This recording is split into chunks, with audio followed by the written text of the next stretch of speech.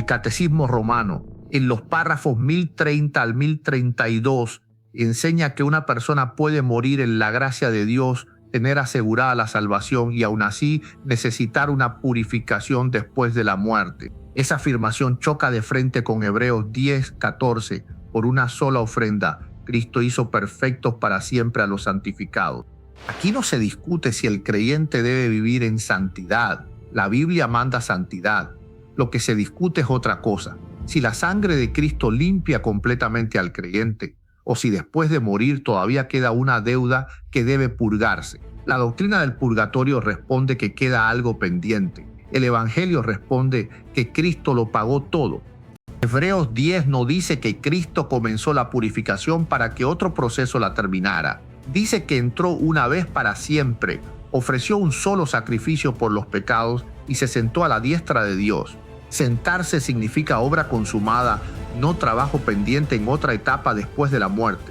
El Catecismo Romano, en los párrafos 1472 y 1473, divide las consecuencias del pecado en pena eterna y pena temporal. Afirma que el perdón quita la pena eterna, pero que puede quedar pena temporal por satisfacer aquí o después de morir. Esa división no aparece en la predicación apostólica del perdón. Romanos 8:1 declara: ninguna condenación hay para los que están en Cristo Jesús. Ninguna significa ninguna. Pablo no añade, excepto una pena temporal que todavía debe limpiarse después de la muerte. La doctrina del purgatorio introduce una categoría que el texto inspirado no introduce. Jesús fue igual de claro en Juan 5:24. El que oye su palabra y crea al que lo envió tiene vida eterna. No vendrá a condenación y ha pasado de muerte a vida. Observa los verbos. Tiene, no vendrá, ha pasado. No hay un corredor de castigo temporal colocado entre la muerte y la presencia de Dios. Colosenses 2:13 y 14 dice que Dios perdonó todos nuestros pecados y anuló el acta de los decretos que nos era contraria, clavándola en la cruz. Todos los pecados, el acta anulada, la deuda clavada en la cruz. La doctrina del purgatorio vuelve a abrir una cuenta que Pablo declaró cancelada. Hebreos 9:26 afirma que Cristo se presentó una vez para quitar de en medio el pecado por el sacrificio de sí mismo. No dice que lo dejó reducido a una pena temporal para que el creyente la complete. Dice quitar de en medio. Cuando el Hijo de Dios quita el pecado, ningún sistema humano tiene autoridad para devolverlo como saldo pendiente. El mejor argumento del purgatorio suena así: nada impuro puede entrar al cielo, y muchos creyentes mueren con defectos, por tanto debe existir una purificación posterior. El primer punto es bíblico. Apocalipsis 21:27 dice que nada inmundo entrará en la ciudad. El error está en asumir que la obra de Cristo deja impuro al que ha redimido. Apocalipsis 7:14 muestra cómo entran los redimidos. Lavaron sus ropas y las emblanquecieron en la sangre del Cordero. No las emblanquecieron mediante una pena posterior. La imagen bíblica es directa. La sangre del Cordero limpia. El purgatorio añade un proceso que la visión de Juan no presenta. Primera de Juan 1:7 afirma que la sangre de Jesucristo nos limpia de todo pecado. El texto no dice de casi todo, ni de la culpa eterna solamente. Dice de todo pecado. La santificación diaria continúa mientras vivimos. Pero la base de nuestra aceptación delante de Dios no es un sufrimiento posterior, es la sangre de Cristo. Si Cristo hizo perfectos para siempre a los santificados, si perdonó todos los pecados y si su sangre limpia de todo pecado, entonces el purgatorio no completa el Evangelio. Lo contradice. La cruz no dejó una factura pequeña para después. Cuando Jesús dijo consumado es, no estaba anunciando el primer pago, estaba declarando la deuda satisfecha. La defensa más usada del purgatorio aparece en 1 Corintios 3:15. Si la obra de alguno se quema, sufrirá pérdida, si bien él mismo será salvo, aunque así como por fuego. A primera vista parece fuerte, pero el contexto decide el significado, y el contexto habla de la calidad de la obra, no de limpiar el alma del pecado. Pablo comienza ese pasaje diciendo que puso el fundamento, que es Jesucristo, y que otros edifican sobre ese fundamento. Luego enumera oro, plata, piedras preciosas, madera, heno y hojarasca. Esos materiales representan lo que cada obrero construye sobre Cristo. El tema es servicio y obra ministerial, no una estación de purificación después de morir. Primera de Corintios 3:13. Dice literalmente que la obra de cada uno se hará manifiesta. No dice que el alma de cada uno será purificada. El fuego prueba la obra. Si la obra permanece, hay recompensa. Si la obra se quema, hay pérdida. El sujeto sometido a prueba es la obra realizada. La doctrina del purgatorio cambia el objeto del pasaje. Pablo escribe obra. El sistema lee persona. Pablo escribe recompensa. El sistema lee expiación. Pablo escribe pérdida de recompensa. El sistema lee pena temporal. 3 cambios seguidos producen una doctrina que el texto nunca formula. El versículo 13 también dice que el día declarará la obra. En las cartas de Pablo, ese día apunta a la comparecencia delante de Cristo. Segunda de Corintios 5:10 enseña que todos compareceremos ante el tribunal de Cristo para recibir según lo que hayamos hecho. Evaluación y recompensa no son purgatorio. Cuando Pablo dice que alguien será salvo así como por fuego, usa una comparación de escape. La obra se pierde, pero la persona permanece salva. El fuego no salva a la persona ni paga una pena. El texto separa al creyente de sus obras. Él es salvo, aunque sus obras deficientes no reciben recompensa. Si 1 de Corintios 3 describiera purificación personal, la frase debería decir que el fuego limpia al individuo, pero no lo dice. Dice que la obra se quema y que la persona sufre pérdida. Una doctrina no puede construirse cambiando los sustantivos del pasaje.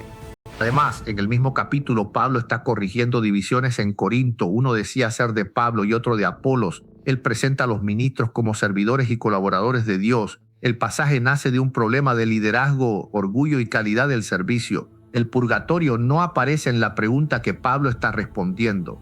Primera de Corintios 4:5 continúa la misma idea. El Señor sacará a luz lo oculto y entonces cada uno recibirá su alabanza de Dios.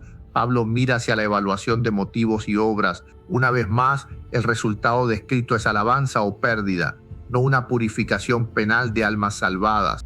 La Biblia sí enseña que las obras del creyente serán examinadas. También enseña grados de recompensa y pérdida. Pero convertir la evaluación de obras en pago por pecados perdonados mezcla 2 asuntos diferentes. Cristo carga con el pecado. El creyente responde por la fidelidad de su servicio. No son la misma cuenta. El tribunal de Cristo no compite con la cruz. Allí se manifiesta la obra del creyente porque la salvación ya descansa en el fundamento Jesucristo. Precisamente por eso 1 de Corintios 3 puede decir que la obra se pierde y la persona sigue salva. El purgatorio toma un texto de seguridad y lo convierte en amenaza de pena. 1 de Corintios 3 no dice purgatorio, no menciona almas de difuntos, no ordena oraciones por ellos y no habla de satisfacer pena temporal. Habla de un fundamento, de obras probadas y de recompensa. Sacar purgatorio de ahí es poner en el texto 4 ideas que Pablo nunca escribió. Otro argumento usa Mateo 12:32. Jesús dice que la blasfemia contra el Espíritu Santo no será perdonada ni en este siglo ni en el venidero. La defensa del purgatorio razona que si un pecado no se perdona en el siglo venidero, otros sí podrían perdonarse allí. Esa conclusión no sale de la frase. La expresión de Jesús intensifica la negación. Es una manera de decir nunca. Marcos 3:29 registra el paralelo con palabras todavía más directas. El que blasfeme contra el Espíritu Santo no tiene jamás perdón, sino que queda expuesto a juicio eterno. Marcos interpreta la frase de Mateo sin abrir ninguna puerta a perdón posterior. Usamos expresiones parecidas cuando decimos que algo no ocurrirá ni ahora ni después. Eso no crea una tercera categoría de sucesos posibles, cierra todas las categorías. Mateo 12 no enseña que los muertos reciban perdón. Enseña la gravedad definitiva de rechazar conscientemente la obra del Espíritu. Hebreos 9:27 establece el orden. Está señalado que los hombres mueran una sola vez y después de esto el juicio, muerte y juicio. El texto no coloca entre ambos una etapa de satisfacción por pecados ya perdonados. La secuencia apostólica es breve porque la obra decisiva ocurre antes de morir, recibir o rechazar a Cristo. También se usa Mateo 5:25 y 26. Ponte de acuerdo con tu adversario. no sea que seas echado en prisión hasta pagar el último cuadrante. Pero Jesús está exhortando a reconciliarse pronto en un conflicto humano. El contexto inmediato habla de ira, insulto, altar, ofrenda, adversario y juez. No habla de muertos. Atención, visita ahora mismo regaloenvivo.com e introduce este código XMINU. El primero que lo haga puede recibir un premio de hasta $500. Corre a regaloenvivo.com y participa gratis. El purgatorio necesita que la prisión de Mateo 5 se convierta en el más allá y que el último cuadrante se convierta en pena temporal. Ninguno de esos cambios está en el pasaje. Jesús manda resolver la ofensa mientras vas con tu adversario por el camino. Esa urgencia pertenece a esta vida. Cuando una doctrina depende de convertir metáforas, advertencias y evaluaciones de obras en un lugar posterior a la muerte, la doctrina está gobernando la lectura. La lectura bíblica sana hace lo contrario. Deja que el contexto gobierne la doctrina. Primera de Corintios 3, Mateo 12 y Mateo 5 no describen purgatorio. El tercer argumento fuerte apela a Segunda de Macabeos 12, donde Judas Macabeo reúne dinero para ofrecer un sacrificio relacionado con soldados muertos. El pasaje suele citarse como prueba de oración por los difuntos. Vamos al dato completo, porque cortar la historia por la mitad es esconder el problema principal del relato. Segunda de Macabeos 12:40 dice que debajo de las túnicas de los muertos hallaron objetos consagrados a los ídolos de Jamnia, algo prohibido a los judíos. El propio relato conecta aquella desobediencia con la muerte de los soldados. No está describiendo creyentes comunes que murieron con defectos menores. Describe una transgresión concreta ligada a idolatría. El pasaje cuenta que Judas hizo una colecta y la envió a Jerusalén para una ofrenda por el pecado. Registrar una acción histórica no equivale a establecer un mandamiento universal. La Biblia registra muchas decisiones humanas sin convertirlas en doctrina para todos los creyentes. Primero hay que preguntar qué enseña el texto de forma expresa. Segunda de Macabeos 12 no usa la palabra purgatorio, no describe un fuego purificador, no fija una duración, no habla de pena temporal y no explica que las almas ya estén salvadas. Esas piezas llegan después desde otro sistema. El relato por sí solo no contiene la doctrina completa que se pretende sacar de él. El texto enfatiza la esperanza de resurrección. Judas actúa pensando que los muertos resucitarán, pero resurrección y purgatorio no son sinónimos. La Biblia enseña resurrección con claridad en Daniel 12, Juan 5 y 1 de Corintios 15. Ninguno de esos capítulos convierte la resurrección en una etapa para pagar penas temporales. Segunda de Macabeos no forma parte del canon hebreo. Más importante todavía para esta discusión, ningún escritor del Nuevo Testamento apela a ese episodio para enseñar purgatorio. Cuando Jesús y los apóstoles explican salvación, muerte, juicio, resurrección y vida eterna, nunca presentan la doctrina romana de pena temporal posterior. Una narración discutida no puede anular declaraciones apostólicas directas. Hebreos dice una sola ofrenda. Juan dice que el creyente pasó de muerte a vida. Romanos dice ninguna condenación. Colosenses dice todos los pecados perdonados. La doctrina del purgatorio necesita que lo indirecto domine sobre lo explícito. Jesús narró en Lucas 16 la condición del rico y Lázaro después de la muerte. Abraham dice que entre ambos destinos hay una gran cima puesta, de modo que nadie puede pasar de un lado al otro. El relato presenta una condición fijada, no un lugar de pago temporal del cual se sale por sufragio de los vivos. En la cruz, el ladrón arrepentido no tenía tiempo para obras de satisfacción, indulgencias ni una vida larga de penitencia. Jesús le dijo en Lucas 23:43, hoy estarás conmigo en el paraíso, hoy conmigo en el paraíso. Cristo no le anunció una escala de purificación posterior.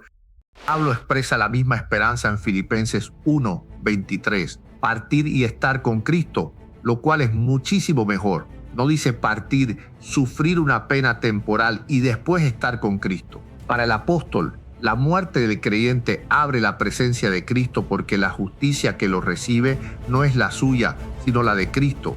Segunda de Corintios 5:8 dice que preferimos estar ausentes del cuerpo y presentes al Señor. La esperanza apostólica vuelve a ser inmediata, ausentes del cuerpo, presentes al Señor. La doctrina del purgatorio introduce entre esas dos frases una experiencia que Pablo no coloca allí. Alguien responderá que esos textos no niegan una purificación instantánea, pero una purificación instantánea hecha por Dios no es la doctrina romana de pena temporal, sufragio, indulgencias y satisfacción. No se puede cambiar la definición cuando los textos directos aprietan. La discusión es sobre el sistema enseñado oficialmente, no sobre una palabra flexible. El propio Catecismo Romano, en el párrafo 1031, dice que la doctrina del purgatorio fue formulada especialmente en los concilios de Florencia y Trento. Eso importa. La formulación oficial no aparece como una enseñanza desarrollada en Hechos, Romanos, Gálatas, Efesios o Hebreos, sino en decisiones eclesiásticas de siglos posteriores. El Concilio de Florencia, en 1439, incluyó una definición sobre purificación después de la muerte y la ayuda de sufragios. Más de 14 siglos después de la predicación apostólica, la doctrina recibe una formulación conciliar precisa. La fecha no prueba por sí sola falsedad, pero sí destruye la idea de que los apóstoles la enseñaron claramente. El Concilio de Trento, en su sesión 25, el 3 de diciembre de 1563, reafirmó la existencia del purgatorio y la utilidad de los sufragios por los difuntos. La fecha y el documento muestran que estamos ante una doctrina defendida por autoridad conciliar, no ante una frase sencilla de Jesús o de Pablo.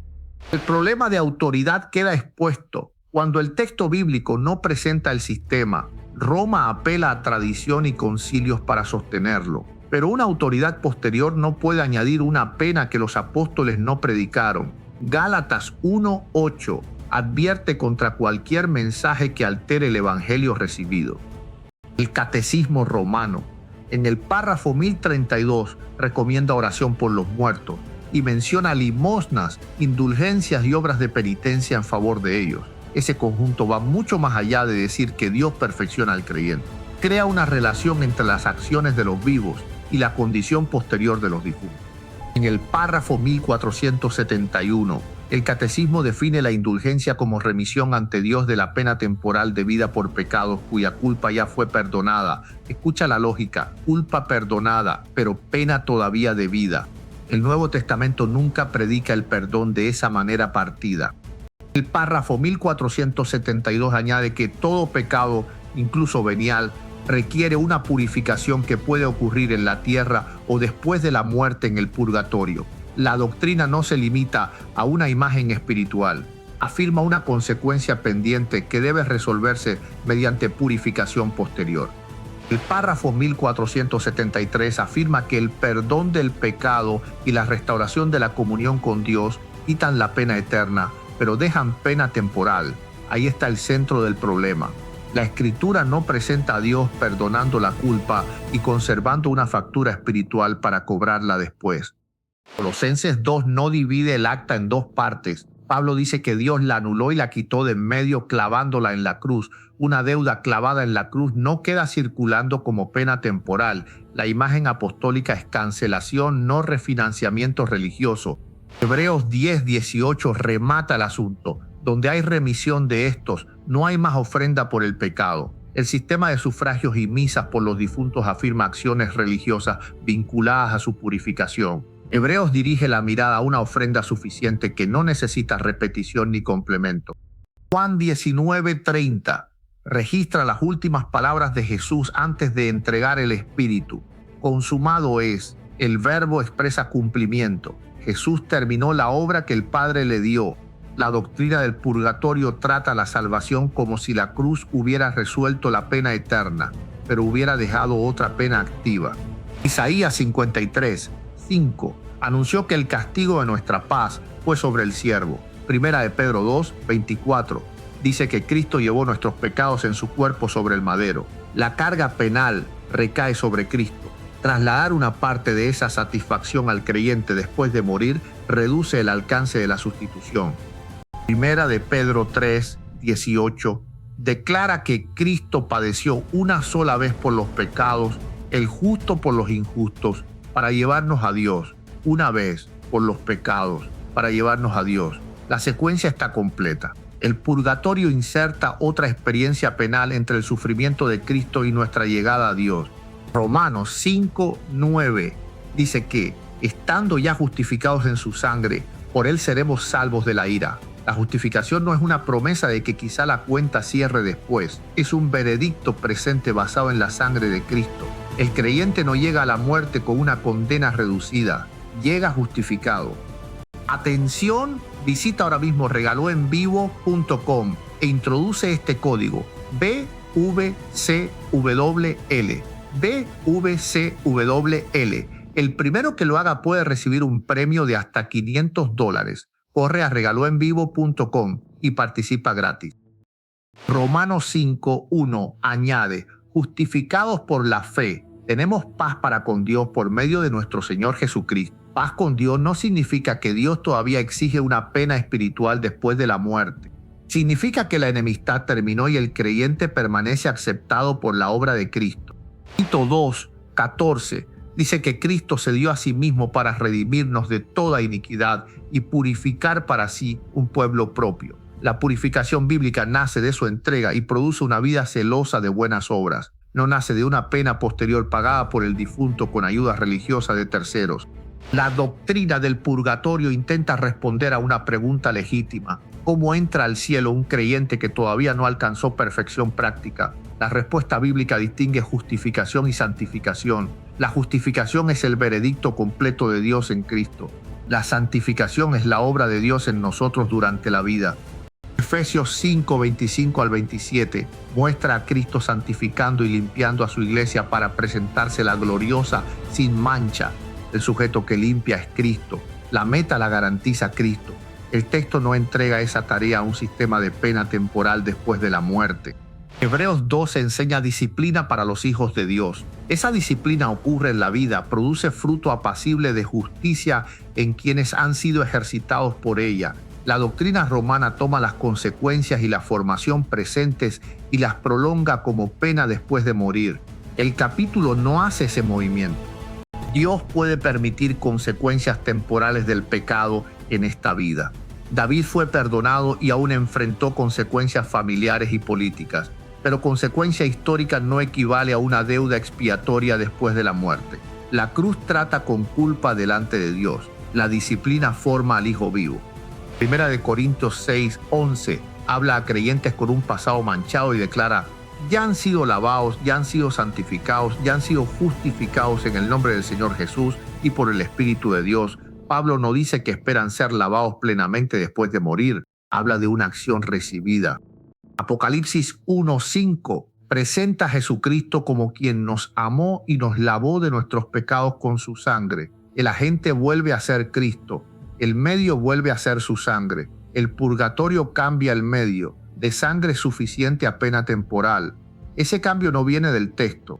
Apocalipsis 7 repite la escena con una multitud delante del trono. Sus ropas están blancas por la sangre del Cordero. No aparecen saliendo de un lugar de castigo temporal, ni se atribuye su blancura a sufragios. La visión destaca una sola base de pureza: el Cordero sacrificado. La doctrina del purgatorio insiste: el creyente muere todavía imperfecto. Correcto, en su conducta todavía hay debilidad, pero el error consiste en medir su entrada a la presencia de Dios por su perfección acumulada, en vez de medirla por la justicia de Cristo acreditada por la fe. Segunda de Corintios 5:21 dice que al que no conoció pecado, Dios lo hizo pecado por nosotros, para que nosotros fuéramos hechos justicia de Dios en él. Esa unión resuelve la pregunta. El creyente entra aceptado no porque haya pagado cada residuo, sino porque está en Cristo. Filipenses 3:9 expresa el mismo fundamento: ser hallado en Cristo, no teniendo justicia propia derivada de la ley, sino la que es por la fe en Cristo. El purgatorio vuelve la mirada hacia lo que todavía falta en la persona. Pablo fija la mirada en la justicia perfecta que el creyente recibe en Cristo. Ahora llega el texto que deja la doctrina del purgatorio sin apoyo. Hebreos 12:23 habla de los espíritus de los justos hechos perfectos. ¿Quiénes son justos? ¿En qué condición aparecen? Hechos perfectos. El versículo no los presenta pagando penas ni esperando sufragios. Los presenta en la asamblea celestial. Hebreos 12:23 debe leerse junto con Hebreos 10:14. Por una sola ofrenda, Cristo hizo perfectos para siempre a los santificados. Luego aparecen los espíritus de los justos hechos perfectos. La carta conecta perfección con la ofrenda de Cristo, no con un castigo posterior. Aquí está la contradicción que el purgatorio no puede resolver. Hebreos atribuye la perfección del creyente a una sola ofrenda, mientras la doctrina romana exige una purificación posterior por pena temporal. Las dos explicaciones no caben juntas. O la ofrenda hizo perfectos para siempre o dejó una parte pendiente. El texto inspirado ya respondió. Cuando alguien defiende al purgatorio, responde primero con Hebreos 10:14, una sola ofrenda, perfectos para siempre. Luego ve a Colosenses 2:14, el acta fue anulada y clavada en la cruz. Después usa Romanos 8:1, ninguna condenación para quien está en Cristo. 3 textos claros valen más que una cadena de inferencias. Si citan 1 Corintios 3, pregunta ¿qué se quema? El texto responde la obra. Pregunta ¿qué se pierde? La recompensa. Pregunta ¿quién permanece salvo? La persona. El pasaje enseña evaluación del servicio, no limpieza penal del alma. No permitas que cambien obra por pecado y recompensa por expiación. Si citan Mateo 12, lee Marcos 3, 29, jamás perdón, juicio eterno. Si citan 2 de Macabeos 12, señala que el relato no describe purgatorio y que los apóstoles nunca lo usan para enseñar esa doctrina. Si apelan a tradición, vuelve a la autoridad de la Escritura y a la suficiencia de Cristo. El creyente necesita arrepentimiento, obediencia, disciplina y crecimiento mientras vive, pero ninguna de esas verdades autoriza a convertir la muerte en una etapa de pago por pecados perdonados. El Evangelio anuncia que Cristo llevó nuestros pecados, anuló la deuda, nos justificó por su sangre y nos lleva a Dios. El purgatorio sobra porque la obra de Cristo basta. Quédate con esta respuesta. La santidad es necesaria, pero el purgatorio no. Dios santifica a sus hijos en esta vida, los recibe por la justicia de Cristo y los presenta perfectos por la eficacia de una sola ofrenda. No descanses en penas, sufragios ni méritos acumulados. Descansa en Jesucristo, que dijo consumado es. Y ahí lo tienes, con nombre y apellido, con las piezas puestas sobre la mesa. Esto no es cuento, es un plan armado por los que quieren controlarlo todo y las escrituras ya lo advirtieron. Pero óyeme bien que aquí no se apaga nada. Esta transmisión sigue corriendo y en segundos, sin que te muevas de donde estás, arranca el próximo bloque justo aquí. Y déjame decirte algo, lo que viene ahora pega igual de duro que esto que acabas de ver, o más. No te voy a adelantar de qué se trata, pero te aseguro que te vas a querer quedar clavado en la pantalla. Escríbeme abajo en los comentarios lo que estás pensando y agarra el celular ahora mismo y mándale esta transmisión a alguien que necesita abrir los ojos. Quédate ahí que esto no para. Seguimos.